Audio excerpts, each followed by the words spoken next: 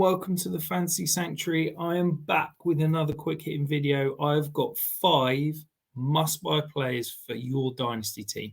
Now, these aren't going to be 5 players that I think, they're great players.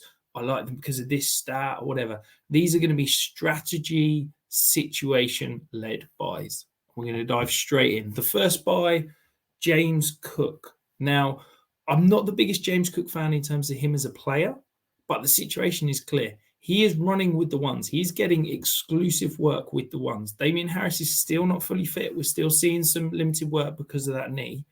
If James Cook becomes the lead back in Buffalo, his value is going to shoot up. He is going to be a fringe top 12 Dynasty running back if he is a true 3-down workhorse. And that's realistic. That's what the coaches are telling us right now. At the moment, you can probably go and get him for a mid to high second. You might have to pay a second and a third. But as soon as he wins that clear 3-down starting job, that profile is heading up and he is going to be worth a lot more. So you can buy him and maybe flip him for a profit in a month's time. It feels like it's a good time to go in and get now before the hype starts to get out of control as such. The next buy, Sam Howell. We saw this week he was announced as a starting quarterback for the Washington Commanders. He, with that rushing floor, is going to be a back-end QB1 the entire time he's on the field. I've got him projected for about 650 rushing yards this year. That would put him around QB10, QB11 on a year-to-year basis.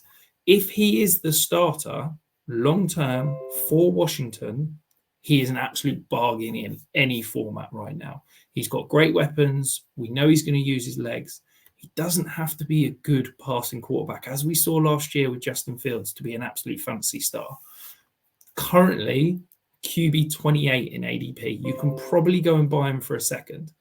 If he produces and if he keeps that starting job for, longer term, if we're talking 10, 12 games, maybe the whole season, he's suddenly worth a first-round pick. And that is free money that you can play. Just go and acquire him now and take that risk. You're acquiring some risk. Yeah, if it doesn't work out, what's the worst you've lost? The second-round pick. I honestly think that he is a screaming value. And, let's not forget, this is not any ordinary rookie fifth-round pick that we're spending on here. This is a guy that the year before he came out was the nailed-on 101 for all kind of analysts and everyone who does any sort of draftnik stuff.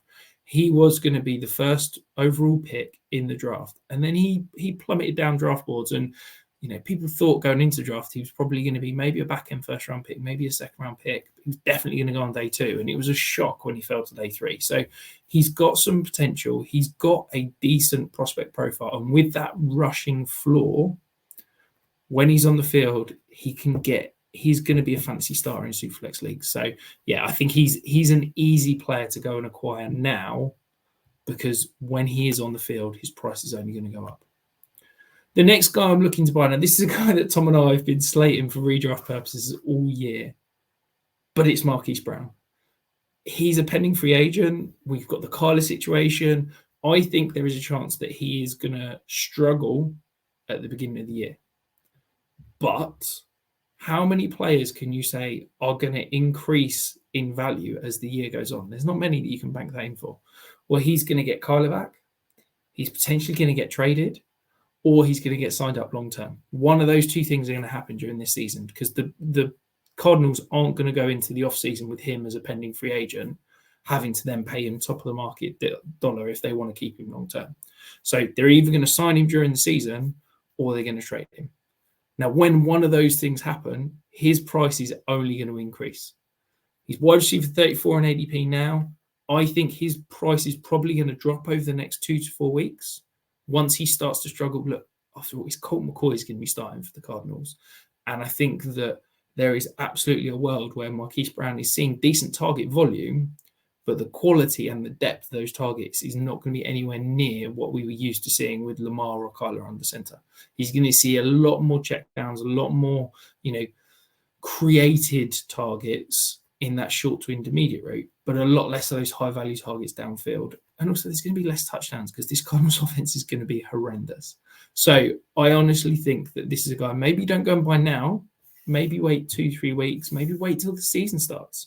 And that's your time to pounce. Once he's disappointing at the beginning of the season, that's when you can pounce, because you know that from week, 8, 9, 10 onwards, that's when his value is going to kick in. And as long as you can acquire him before that boost in value, you're going to see a return on your investment very, very quickly.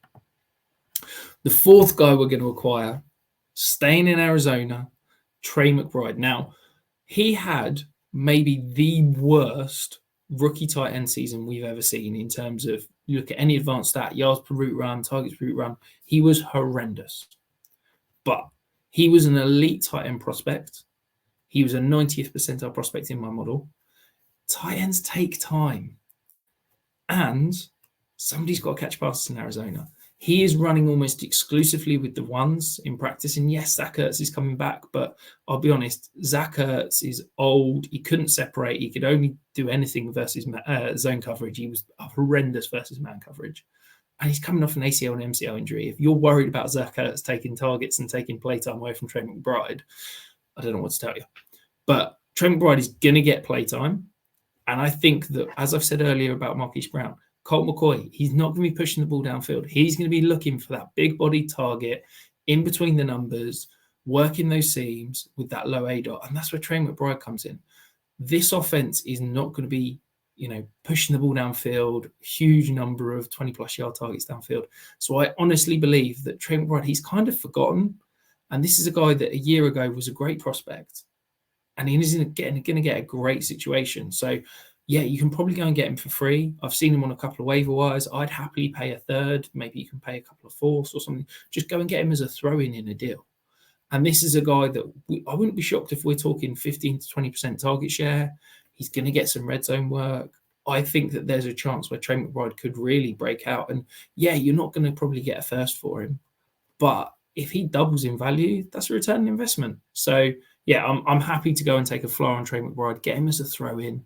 And, worst case scenario, he has a year like last year where he was horrendous and you've not lost anything because he was basically free in leagues right now. And then my final buy, and this is my favorite buy. I've been talking this up in the Discord. If you're not a YouTube member, run along the bottom. You can join from as little as 99p a month. Brock Purdy. He is the nailed-on starter for the 49ers. We've seen Kyle Shanahan say he'd have to completely melt down in practice for him to not be the starter. He's made this remarkable recovery from the UCL surgery. He's now back practicing every day, which is mind-blowing. He's starting in preseason and he's getting snaps. Now, I don't think I've heard anyone talk about this, but Kyle Shanahan needs Brock Purdy to work to save face. Okay? Kyle Shanahan and the John Lynch, the whole front office, they spent an obscene amount of draft capital to go up and get Trey Lance. Trey Lance has not worked out, okay? But they've been okay and they've been incubated from Trey Lance not working out because Brock Purdy is coming. Now, if Brock Purdy doesn't work out, they're going to have double egg on their face because not only did they spend that huge amount of capital to go and get Trey Lance, but then they didn't give him the opportunity to actually be a successful starting quarterback. They basically threw him to the side in favor of Brock Purdy. And that would be, you spent all this and then you've not given him a chance. So if Brock Purdy doesn't work out, they're going to be in for it. So NFL coach, NFL offense, maybe the best offensive mind in the league at the moment, it has got to work out for Brock Purdy. And it has got to work out for the 49ers. So I'm happy to fully invest on Brock Purdy because I know that he is going to be the starting quarterback for 2-3 years because he has got to work out. They can't turn around and go to Sam Darnold or Trey Lance. That's not a realistic outcome because they have put all their eggs in the Brock Purdy basket and it has got to succeed. So for me, I think that Brock Purdy at the moment is currently being priced with that question mark that he might lose the job. He's currently being priced as a 7th-round quarterback that's a starter. He's currently QB 22 in ADP. I don't think you have to pay a first to go and get him. I would happily pay a late first, but I don't think you have to pay that. So for me, if I can go and get Brock Purdy for 2 seconds, We know that this offense is going to be incredible. It's got 4 of the best weapons of any offense in the league. It's got the best play caller. The offensive line's got some question marks, but it's an improvement from last year. Like Brock Purdy under center, yeah, he's not going to have the rushing floor. Yeah, he's not going to put up any gaudy numbers, but he can just play point guard of this offense, and he is going to be great. So I am happy to go and acquire Brock Purdy because I said, I think he's being priced with that question mark.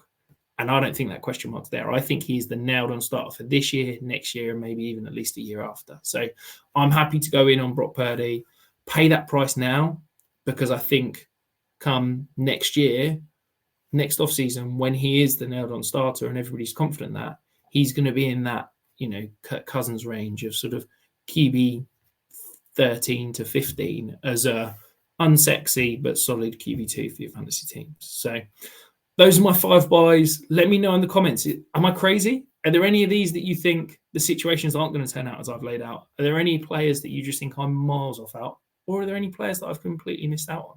Any of your favorite dynasty buys that I've not mentioned? Make sure you're liking, hit that comment, hit that subscribe button. We've got plenty more coming, and the season is just around the corner. Tom and I have got some really exciting plans.